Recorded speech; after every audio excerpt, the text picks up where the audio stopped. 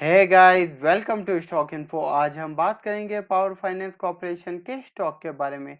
क्या ये सही वक्त है स्टॉक को अपने लॉन्ग टर्म पोर्टफोलियो में ऐड करने का या फिर नहीं, और स्टॉक के लॉन्ग टर्म टारगेट्स क्या रहेंगे वो भी हम डिटेल में डिस्कस करेंगे। चलिए शुरू करते हैं। अगर इस कंपनी की बात की जाए तो ये एक नॉन बैंकिंग फाइनेंसिंग कंपनी है जो फाइनेंसिंग और लेंडिंग का बिजनेस करती है।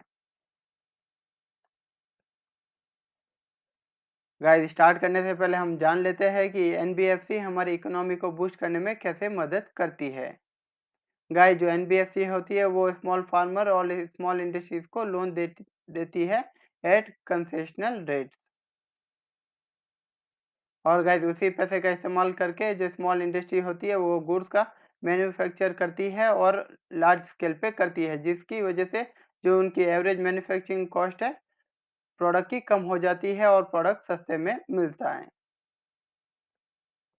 और गाइस, जितना ज़्यादा सस्ता प्रोडक्ट होगा तो उसकी सेल भी ज़्यादा होगी, जितनी ज़्यादा सेल होगी तो कंपनी का रेवेन्यू एंड प्रॉफिट भी इंक्रीज होता हुआ दिखाई दे सकता है इन नियर फ्यूचर। अगर कंपनी प्रॉफिटेबल रहेगी तो कंपनी अपने एम्प्लॉयज़ को सैलरी भी टाइम पे देगी और जो गवर्नमेंट को एज ए टैक्स मिलता है उसमें भी ग्रोथ आ सकती है।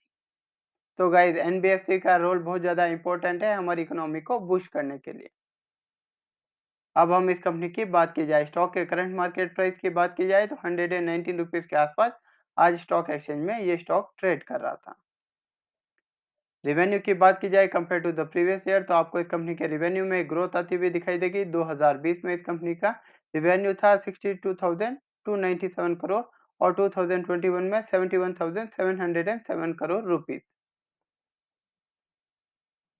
नेट प्रॉफिट की बात की जाए तो उसमें भी आपको एक मैसिव जंप आता हुआ दिखाई देगा। 2020 में इस कंपनी का नेट इनकम था 7,122 करोड़ और 2021 में 11,748 करोड़ रुपीज। लॉन्ग टर्म डेब्ट की बात की जाए तो इस कंपनी का लॉन्ग टर्म डेब्ट आपको पिछले साल के मुकाबले इंक्रीज होता हुआ दिखाई देगा। 2021 में अगर नेट डेब्ट की बात की जाए तो 6,46,415 करोड़ रुपीज के आसपास है। गाइस, ये लोन का पैसा ही एज ए डेब्ट है।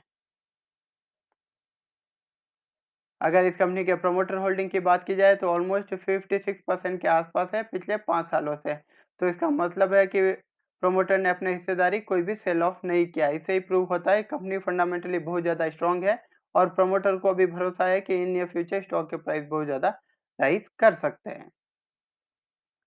एफआईआई होल्डिंग की बात की जाए तो ऑलमोस्ट 17% के आसपास है और वो भी स्टेबल है। तो गाइस, जो फॉरेन इन्वेस्टर है वो भी बहुत ज़्यादा इंटरेस्टेड है इस कंपनी में निवेश करने के लिए। स्टॉक के प्राइस में मैसिव करेक्शन आ चुका है और ये स्टॉक अपने बॉटम पे ट्रेड कर रहा है।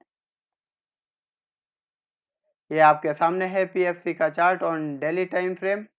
गाइस, ये स्टॉक इस ट्रेंड लाइन पे सपोर्ट ले रहा है और ये स्टॉक अपने 200 ईएमए के लेवल के पास भी खड़ा है। तो स्टॉक को अपनी वॉच लिस्ट में जरूर रखिएगा। ये with in A short period of time आपको मैसिव रिटर्न दे सकता है। एक साल के अगर पोटेंशियल की बात की जाए तो 49% के आसपास बताया जा रहा है। अगर एक साल के प्राइस टारगेट की बात की जाए तो अकॉर्डिंग टू टिकर टेप एक साल का प्राइस टारगेट रहेगा 212 रुपीज के आसपास। तो गाइज, ये प्राइस टारगेट बहुत ज़्यादा अट्रैक्टिव है, स्टॉक को अपनी वॉच लिस्ट में ज़रूर रखिएगा। ये कंपनी एवरी क्वार्टर आपको डिविडेंड भी देती है जिससे आपकी अच्छी अर्निंग भी हो सकती है।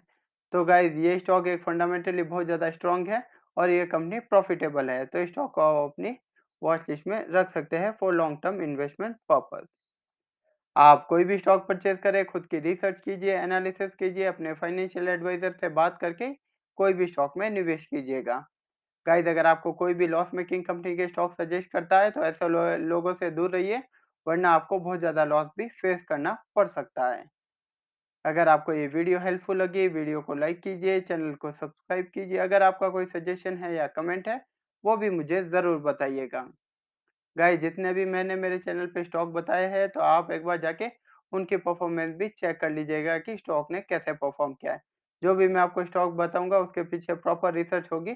मैं कभी भी आपको कोई भी रैंडमली स्टॉक सजेस्ट नहीं करूंगा। Thank you guys.